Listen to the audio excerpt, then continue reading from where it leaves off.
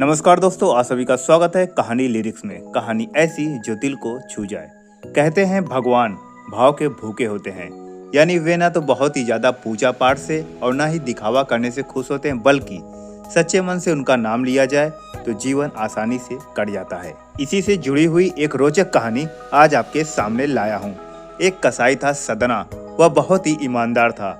वह भगवान के नाम कीर्तन में मस्त रहता था, यहाँ तक कि मांस को काटते बेचते हुए भी वह भगवान का नाम गुनगुनाते रहता था। एक दिन वह अपनी धुन में कहीं जा रहा था, तभी उसके पैर से पत्थर टकराया। वह रुका और देखा कि काले रंग के गोल पत्थर से उसका पैर टकरा गया है।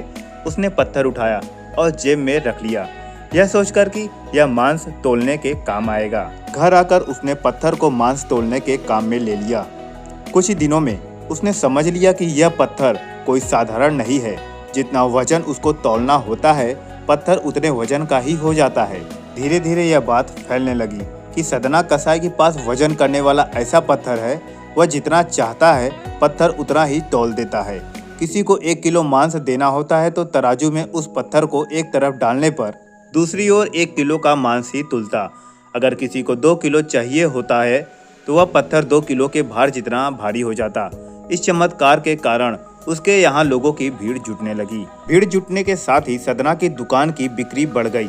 बात एक शुद्ध ब्राह्मण तक भी पहुंची। हालांकि वह ऐसी अशुद्ध जगह पर नहीं जाना चाहते थे जहां मांस कटता हो, बिकता हो, किंतु चमत्कारी पत्थर को देखने की उत्सुकता उसे सदना की दुकान तक खींच लाई।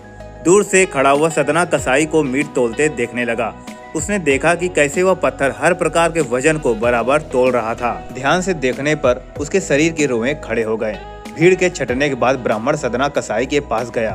ब्राह्मण को अपनी दुकान में आया देखकर सदना कसाई बहुत ही प्रसन्न हुआ और आश्चर्यचकित भी। बड़ी नम्रता से सदना ने ब्राह्मण को बैठने के लिए स्थान दिया और पूछा कि वह उनकी क्या सेवा कर सकता है। ब्राह्मण ने बोला, तुम्हारे इस चमत्कारी पत्थर को देखने के लिए ही तो मैं तुम्हारी दुकान पर आया हूँ, या यूं कहे कि यह चमत्कारी पत्थर ही मुझे खींचकर तुम्हारी दुकान पर लाया है। बातों ही बातों में उन्होंने सदना कसाई को बताया कि जिस पत्थर को समझकर वो मांस तोल रहा है, वास्तव में वो सालिक राम जी हैं, जो कि भगवान के स्वरूप होते हैं। सालिक राम जी को इस तरह गले कटे मांस के बीच में रखना व उनसे मांस तोलना बहुत ही बड़ा पाप है। सदना बड़ा ही सरल प्रकृति का भक्त था। ब्राह्मण की बात सुनकर उसे लगा कि अनजाने में मैं बहुत ही बड़ा पाप कर रहा हूँ। अनुनय विनय करके सदना ने वह सालिक राम उन ब्राह्मण को दे दिया और कहा कि आप तो ब्राह्मण हैं, अतः आप ही इनकी सेवा करें, इन्हें प्रसन्न करें। मेरे योग्य कुछ सेवा हो तो मुझे अवश्य बताएं। ब्राह्मण उस सालिक राम शिला को बहुत ही सम्मान से घर लाए। घर आकर उन्होंने श्री सालिक राम को स्नान कराया, पंचामृत से अभिषेक किया और पूजा अर्चना शुरू कर दी।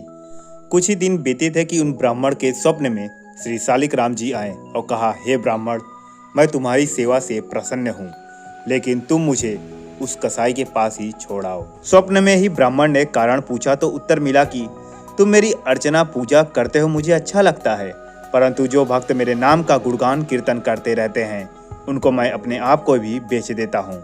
सदना तुम्हारी तरह मेरा अर्चन नहीं करता है, परंतु वह हर समय मेरे नाम का गुणगान करता रहता है, जो कि मुझे अच्छा लगता है, इसलिए तो मैं उसके पास गया था। ब्राह्मण अगले दिन ही सदना कसाई के पास गया और उनको प्रणाम करके सारी बात बताई और वह श्री सालिक राम जी को उन्हें सौंप दिया।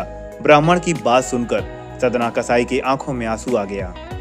मन ही मन उसने मांस बेचने और खरीदने का काम छोड़ने का निश्चय किया कि यदि मेरे ठाकुर को कीर्तन पसंद है तो मैं अधिक से अधिक समय नाम और कीर्तन ही करूँगा। दोस्तों, ये एक सच्ची घटना थी। अगर आपको कहानी पसंद आती है तो लाइक और सब्सक्राइब करना ना भूलें। जय श्री राम।